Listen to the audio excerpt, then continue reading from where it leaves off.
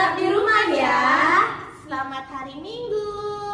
Ih, Kak Kiki salah. Masih Kak Kiki. Oh, salah ya? Kak Vita kasih tahu Kak. Kak Kiki, ini itu hari Jumat Agung. Oh, saya kira hari Minggu. Ingat gak? Oke. Salahnya keganti ya Kak Kiki. Oke. Selamat Jumat Agung. Apa kabar adik-adik? Luar biasa. Yes. Adik-adik, hari ini kita akan melakukan saat teduh terlebih dahulu ya. Saat teduh dimulai.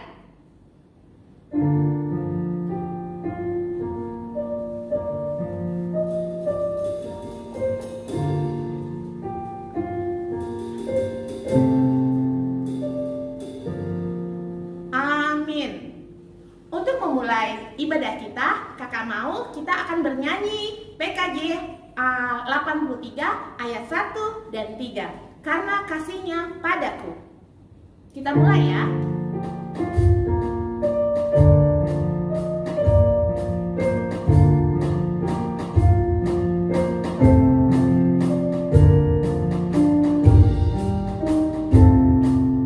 Karena kasihnya padaku, Yesus datang ke dunia.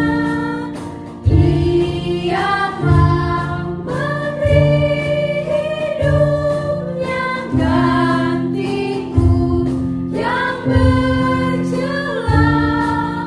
Oh, betapa mulia dan ajaib kuasanya, kasih juru selamat dunia menebus manusia. Ayat 2 ya.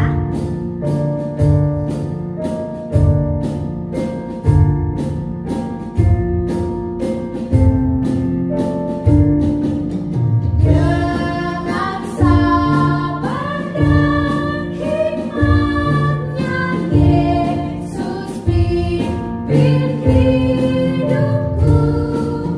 Firman dan kebenarannya, itulah peganganku.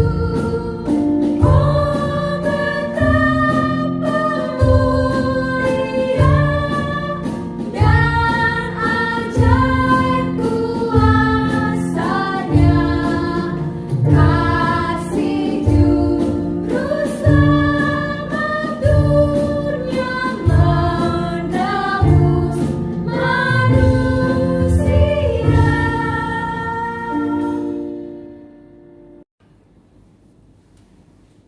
Ibadah sekolah minggu ini dibuka di dalam nama Allah Bapa dan nama anaknya Tuhan Yesus Kristus dan di dalam nama Roh Kudus Khalik langit dan bumi.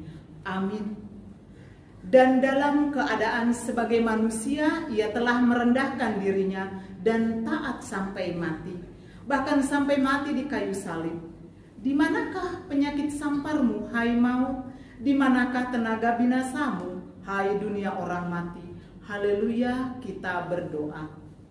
Ya Tuhan Yesus, domba Allah yang memikul dosa kami berdiri di hadapan-Mu mengingat Engkau yang disalibkan itu. Kami merasakan betapa besarnya penderitaan-Mu di Bukit Golgota. Kami menundukkan kepala kami, mengingat dosa kami yang mengakibatkan kematian-Mu itu. Kasihanilah kami, dan tolonglah kami agar kami dapat mempersembahkan diri kami kepadamu. Amin. Kak Mariati, Kak Evoni, hari ini kenapa kita harus ibadah ya? Ini kan hari Jumat ya Kak. Kenapa kita ibadah Jumat ya Kak ya? Kenapa Kak Evoni? Kenapa Kak? Kan hari ini ya Kak adik-adik, kalau tadi kita sudah berdoa, kita sudah membuka ibadah kita. Terus kita juga tahu kenapa sih hari Jumat ini harus beribadah? Karena hari ini kita mau mengenang hari kematian Tuhan Yesus. Kenapa Tuhan Yesus mati Kak Mariati? Karena dosa kita Kakak. Jadi Tuhan Yesus mati karena menebus dosa kita. Padahal kan dia baik ya. Iya, iya. Aduh, aku hari ini mau berubah lah Kak Marjati, aku mau jadi lebih baik. Kak Ivoni gimana? Pastinya Kak berubah untuk menjadi lebih baik lagi. Tapi adik-adik pasti sudah banyak yang lupa ya. Tanda-tanda apa saja yang ada di dalam tubuh Tuhan sampai dia disalibkan, lalu dia mati di kayu salib itu. Nah, kakak mau ajak adik-adik untuk bernyanyi satu pujian yang mengingatkan kita tentang tanda-tanda yang ada di badan Tuhan Yesus sehingga dia mati. Nah, untuk itu, ayo kita nyanyi sama-sama tanda paku di kaki dan tangan.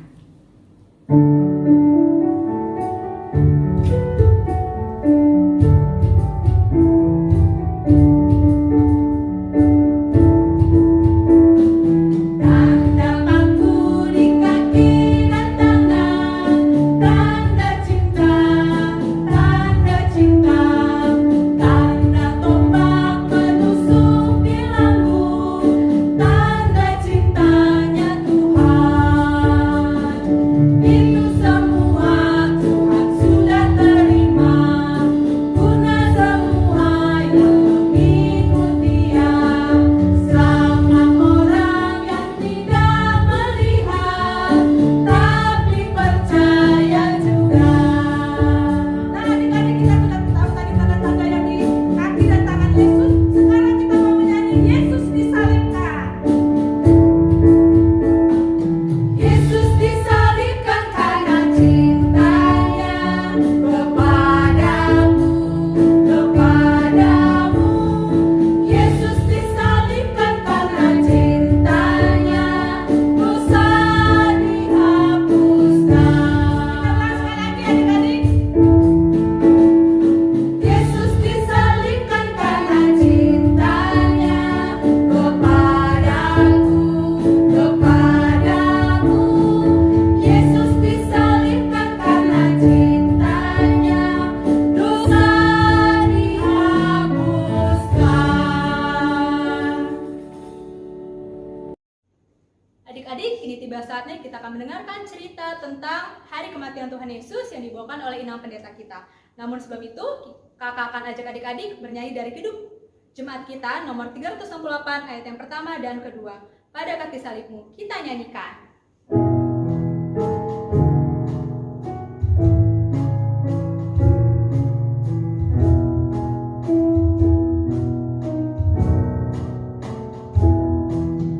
Pada kaki salibmu, Yesusku berlindung. Air hayat Golgota, pancaran yang agung. Salibmu, salibmu yang kumuliakan, hingga dalam sorga kelak ada perhentian. Sampaikan ayat kedua adik-adik ya.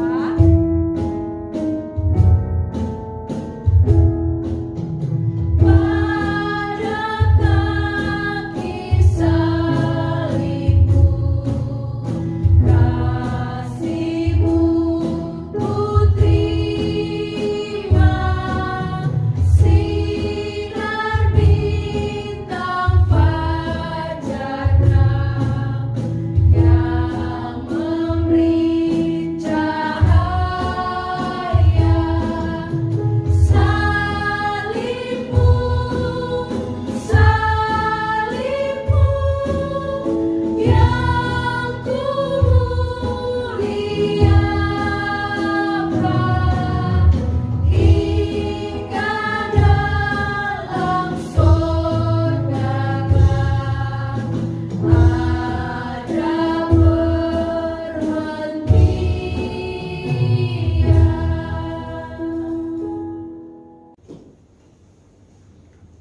Shalom adik-adik sekolah minggu. Sekarang kita akan mendengarkan firman Tuhan. Sebelumnya Inang mau ajak kita untuk berdoa. Lipat tangannya, tutup matanya, kita berdoa. Terima kasih Tuhan Yesus untuk penyertaan-Mu bagi kami. Terima kasih juga karena hari ini kami punya kesempatan untuk melaksanakan ibadah Jumat Agung. Meskipun kami harus melaksanakannya di rumah kami masing-masing, tapi kami bisa menikmati dan mengingat kembali pengorbanan Tuhan Yesus di kayu salib. Buka hati dan pikiran kami supaya kami bisa mendengar dengan baik. Di dalam nama Yesus Kristus kami berdoa. Amin. Adik-adik, firman Tuhan yang akan kita renungkan hari ini dalam peristiwa atau peringatan hari kematian Yesus ditulis dalam kitab Yohanes pasal 19 mulai dari ayat 17 sampai dengan ayat 24. Khusus karena Jumat Agung nih, Inang akan bacakan buat kita semua. Tapi adik-adik ikut simak baik-baik ya. Yang punya Alkitab boleh buka, kita boleh baca bersama. Demikian firman Tuhan. Sambil memikul salibnya, ia pergi keluar ke tempat yang bernama tempat tengkorak. Dalam bahasa Ibrani, Golgota. Dan di situ ia disalibkan mereka dan bersama-sama dengan dia disalibkan juga dua orang lain. Sebelah menyebelah, Yesus di tengah-tengah. Dan Pilatus menyuruh memasang juga tulisan di atas kayu salib itu. Bunyinya, Yesus orang Nazaret, Raja orang Yahudi. Banyak orang Yahudi yang membaca tulisan itu sebab tempat di mana Yesus disalibkan letaknya dekat dengan kota. Dan kata-kata itu tertulis dalam bahasa Ibrani, bahasa Latin, dan bahasa Yunani. Maka kata imam-imam kepala orang Yahudi kepada Pilatus, "Jangan engkau menulis Raja orang Yahudi, tetapi bahwa ia mengatakan, 'Aku adalah Raja orang Yahudi.'" Jawab Pilatus, "Apa yang kutulis tetap tertulis." Sesudah itu prajurit-prajurit itu menyalibkan Yesus. Mereka mengambil pakaiannya lalu membaginya menjadi 4 bagian, untuk tiap prajurit 1 bagian, dan jubahnya juga mereka ambil. Jubah itu tidak berjahit dari atas ke bawah, hanya 1 tenunan saja. Karena itu mereka berkata seorang kepada yang lain, "Janganlah kita membaginya menjadi beberapa potong, tetapi baiklah kita membuang undi untuk menentukan siapa yang mendapatkannya. Demikianlah hendaknya supaya genaplah yang ada tertulis dalam kitab suci. Mereka membagi-bagi pakaianku di antara mereka, dan mereka membuang undi atas jubahku." Sampai demikian pembacaan firman Tuhan. Nah, untuk cerita hari ini kita akan menggunakan beberapa alat peraga supaya adik-adik bisa tahu dan melihat bagaimana sih penderitaan Yesus di kayu salib. Inang minta bantuan Kak Marta ya untuk mengambil alat peraga kita. Kak Marta, bawakan alat peraga kita dong. Ya, Inang. Nah, ini dia. Ada salib, ada salib. Oh, hati-hati Kak Marta. Sakit nggak pakunya? Iya, karena ini kan tajam. Nah, adik-adik, lihat nih, Inang Pendeta bawa paku. Kak Marta tahu nggak apa fungsi paku? Untuk di tembok. Ya, biasanya untuk melekatkan sesuatu. Kita taruh di tembok, di kayu, atau dimanapun. Tapi dalam peristiwa penyaliban, paku ini digunakan untuk melekatkan tangan Tuhan Yesus ke kayu salib. Aduh, Tuhan Yesus nahan sakitnya gimana tuh, Nang? Nah, itu dia adik-adik. Biar kita lihat bagaimana ekspresi atau bagaimana sakitnya Yesus menahan paku yang ditancapkan di tangannya. Kita simak video berikut ya adik-adik.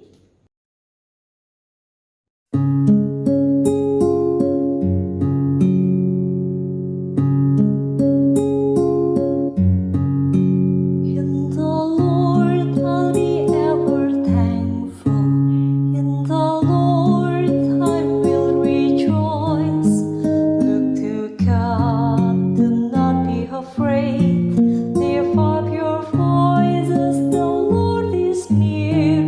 Be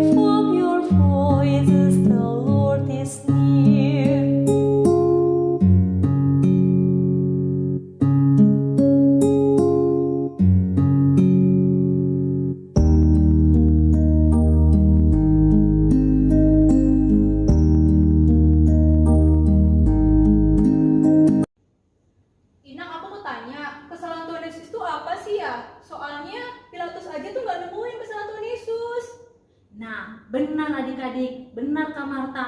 Waktu Pilatus menghakimi Yesus, dia sendiri bilang tuh, dia tidak menemukan apa kesalahan Yesus. Makanya tahu nggak Kak Marta apa yang dilakukan Pilatus waktu itu? Dia cuci tangan. Dia nggak mau menanggung dosa atas penyaliban Yesus. Nah, ada yang tahu apa sebenarnya yang dilakukan Yesus? Kalau Pilatus nggak ketemu apa kesalahan Yesus, kok Yesus dihukum? Kok Yesus diadili? Nah, apa yang menjadi tuntutan orang banyak pada saat itu adalah Yesus dianggap mengaku-ngaku sebagai anak Allah. Mereka nggak suka. Yesus tuh dianggap sebagai ini Kak, pembawa aliran sesat. Dia dianggap memberontak terhadap pemerintahan. Yesus juga melawan berbagai hukum Taurat menurut mereka tuh. Padahal Yesus kan sudah sering jelaskan, dia datang bukan untuk meniadakan hukum Taurat, tapi untuk menyempurnakan. Jadi, menurut orang banyak yang waktu itu menginginkan kematian Yesus, mereka menganggap Yesus itu nyeleneh Kak. Yesus itu mau mengambil kekuasaan lalu menggiring orang-orang untuk melakukan kesesatan. Itu yang menjadi tuduhan mereka. Mereka nggak suka sama apa yang dikerjakan oleh Yesus. Maka tahu nggak Kak? Tadi kan di teks kita juga ditulis tuh. Waktu Pilatus menuliskan di atas kepala Yesus ada tulisan bahwa Yesus orang Nazaret, raja orang Yahudi. Orang-orang banyak itu protes Kak. Mereka menganggap sepertinya kalau tulisannya Yesus orang Nazaret, raja orang Yahudi, sepertinya kita mengakui betul bahwa Yesus itu raja orang Nazaret atau Yesus raja orang Yahudi, maaf Kak. Nah, orang-orang itu tidak mau, makanya mereka tuntut ke Pilatus bilang, jangan gitu tulisannya, kesannya benar. Nah, mereka bilang apa? Tulis aja di situ, aku adalah raja orang Yahudi. Jadi mereka pengen supaya semua orang melihat Yesus emang ngaku-ngaku. Itulah dosa terbesar Yesus yang dituntut oleh orang banyak waktu itu. Itu Kak, makanya Yesus akhirnya disalibkan dan akhirnya diadili dan disalibkan. Inang, kenapa sih Tuhan Yesus harus dihukum salib? Nah, iya, kenapa Tuhan Yesus harus dihukum disalib? Adik-adik ada yang tahu? Waktu itu pada masanya Yesus, hukuman yang paling hina atau yang paling kejam atau yang paling berat adalah hukuman disalib. Nah, adik-adik coba perhatikan ini salib. Orang Kristen bangga kan punya salib? Di rumah adik-adik ada salib? Pasti ada. Di rumah Kak Marta ada nggak? Adanya. Pasti ada. Nah, seorang Kristen bangga menggunakan salib. Tapi tahu nggak, sebenarnya salib ini adalah tempat yang sangat hina. Kalau ini kan di negara kita kan ada banyak jenis hukuman ya Kak. Ada hukuman di penjara, ada hukuman melakukan aksi sosial, ada hukuman denda uang. Nah, dari banyak hukuman yang paling berat biasanya adalah hukuman mati. Nah, bagi orang Yahudi hukuman matinya adalah di kayu salib. Karena mereka menganggap Yesus sebagai pemberontak, mereka mau Yesus mati di kayu salib sebagai seorang yang paling hina. Itu kenapa harus disalibkan. Itu alasan pertama Kak Marta. Lalu alasan kedua, adik-adik tahu kenapa harus di kayu salib? Agar sesuai dengan apa yang dinubuatkan oleh Tuhan. Jadi adik-adik boleh lihat tuh tadi di dalam ayat 24. Peristiwa yang dialami oleh Yesus mulai dari penangkapannya, pengadilannya, sampai peristiwa penyaliban, bahkan ketika bajunya diundi atau dibagi-bagi, itu sudah dituliskan atau sudah dinubuatkan. Buktinya adalah, coba kita lirik tuh ayat 24. Tahu nggak adik-adik ayat 24 ini pernah ditulis di mana? Di kitab Mazmur. Tahu nggak Kak Marta? Jarak antara penulisan kitab Mazmur sama peristiwa Yesus itu tahu nggak berapa lama? Nggak tahu ya. Lama sekali adik-adik. Kitab Mazmur itu ditulis sekitar tahun 1450 sebelum Masehi sampai dengan 450 sebelum Masehi. Yesusnya saja mengalami peristiwa ini ketika dia berusia 33 tahun Kak Marta. Berarti 33 tahun sesudah Masehi. Nah, jaraknya jauh kan Kak Marta? Jauh banget. Jauh adik-adik, ada ribuan bahkan ratusan tahun. tapi sudah dituliskan dalam kitab Mazmur bahwa Yesus akan mengalami penderitaan itu. Jadi kenapa harus disalib? Karena salib melambangkan kehinaan, tempat di mana dosa itu ada, tapi Yesus datang ke tempat itu untuk membersihkannya. Lalu kenapa juga harus peristiwa penyaliban dialami oleh Yesus? Agar nubuat atau apa yang disampaikan Allah bisa terjadi seperti apa yang tertulis. Nah, Kak Marta, itu berarti kita nggak boleh lagi ragu-ragu sama Yesus. Karena Yesus itu adalah anak Allah yang memang diutus untuk menebus dosa kita, untuk menerima peristiwa penyaliban, untuk membuat anak-anak sekolah minggu bersukacita dan tidak tinggal di dalam dosa. Begitu Kak Marta. Nah, demikian firman Tuhan adik-adik. Jadi udah pada tahu ya peristiwa penyaliban Yesus sedih sebenarnya. Walaupun salib ini adalah tempat yang paling hina, tempat orang-orang jahat dihukum, tetapi ingat, salib ini adalah lambang cinta kasih Tuhan kepada kita manusia. Kita mau aminkan firman Tuhan? Kita bersatu dalam doa ya. Ya Bapa yang baik, terima kasih untuk kebaikan-Mu yang kami nikmati di dalam kehidupan kami. Engkau mengutus anak-Mu Yesus Kristus yang menderita mati di kayu salib untuk menebus dosa kami. Ajarkan kami menjadi anak-anak yang baik, yang tidak mau lagi terjerumus ke dalam dosa dan mau melakukan hal-hal yang Yesus teladankan di dalam kehidupannya. Demi Kristus kami berdoa dan memohon. Amin. Baiklah adik-adik, kita tadi sudah banyak sekali melakukan hal-hal yang terbaik hari ini ya untuk mengenang kematian Tuhan Yesus. Nah untuk itu kakak hari ini juga mau bikin kuis buat adik-adik. Nah karena hari ini kita mau memperingati hari kematian Tuhan Yesus, kakak mau mereview, merefresh pemikiran dan ingatan adik-adik tentang apa yang sudah 1 bulan ini adik-adik terima atau saksikan melalui ibadah-ibadah sebelumnya. Ibadah di bulan Maret itu ada tanggal 7, tanggal 14, tanggal 21 dan 28. Nah, jadi kakak mau rangkum semuanya untuk mengingatkan adik-adik sampai di mana ingatan adik-adik tentang ibadah yang sudah adik-adik ikuti. Oke? Kakak mau buat pertanyaan di masing-masing minggu, nanti ada 2. Adik-adik tulis jawabannya, lalu kirim setelah 1 jam setelah tayangan ini. Jadi untuk 3 orang pemenang nanti akan ada hadiahnya. Langsung kirim ke kakak sekolah minggu. Ingat, kakak sekolah minggu nanti akan catat jam masuk pengiriman dari adik-adik. Ingat ya adik-adik. Nah, untuk minggu yang ke-7 Maret dengan tema Yesus ditangkap. Oke, pertanyaan yang pertama, apa yang dilakukan oleh salah satu murid Yesus terhadap Yesus? Pertanyaan yang kedua, siapa nama murid Yesus yang telah mengkhianati Tuhan Yesus? Oke adik-adik, minggu yang ke-14 Maret tentang Yesus dan saksi dusta. Pertanyaan pertama, siapa nama hakim yang memvonis Tuhan Yesus di dalam persidangan itu? Yang kedua, sebagai apa Tuhan Yesus di sana? Baik, minggu tanggal 21 Maret tentang Petrus menyangkal Yesus. Pertanyaan yang pertama, siapa nama murid Tuhan Yesus yang sudah menyangkal Yesus? Pertanyaan yang kedua, binatang apa yang menjadi pertanda bahwa murid Tuhan Yesus menyangkal? Dan minggu yang terakhir, minggu tanggal 28 Maret, mahkota duri dan hinaan kepada Yesus. Pertanyaan yang pertama untuk minggu itu adalah, warna apa jubah yang dikenakan kepada Tuhan Yesus? Pertanyaan yang kedua, sebagai raja orang apa Yesus pada saat itu? Terima kasih adik-adik. Ingat, ditulis dan kirimkan. Kakak tunggu paling lambat sampai 1 jam setelah adik-adik menyaksikan ibadah ini. Terima kasih.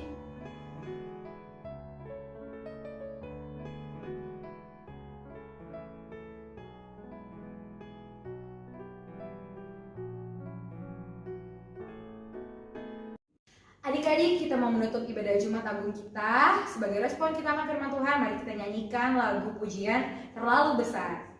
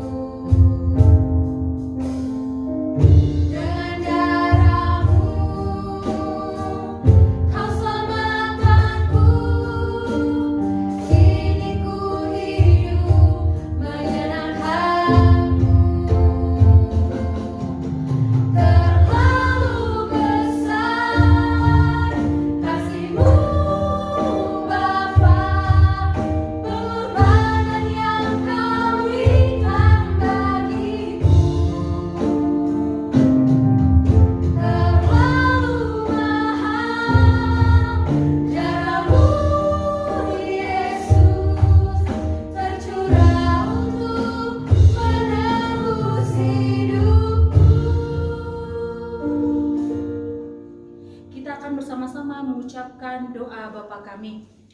Bapa kami yang di surga, dikuduskanlah namamu, datanglah kerajaanmu, jadilah kehendak-Mu di bumi seperti di surga. Berikanlah kami pada hari ini makanan kami yang secukupnya, dan ampunilah kami atas kesalahan kami, seperti kami juga mengampuni orang yang bersalah kepada kami. Dan janganlah membawa kami ke dalam pencobaan, tetapi lepaskanlah kami dari jahat. Karena Engkau-lah yang punya kerajaan, dan kuasa, dan kemuliaan sampai selama-lamanya. Amin. Anugerah dari Tuhan kita Yesus Kristus, kasih setia dari Allah Bapa, dan persekutuan di dalam Roh Kudus itulah kiranya yang menyertai kita hari ini sampai selama-lamanya. Amin.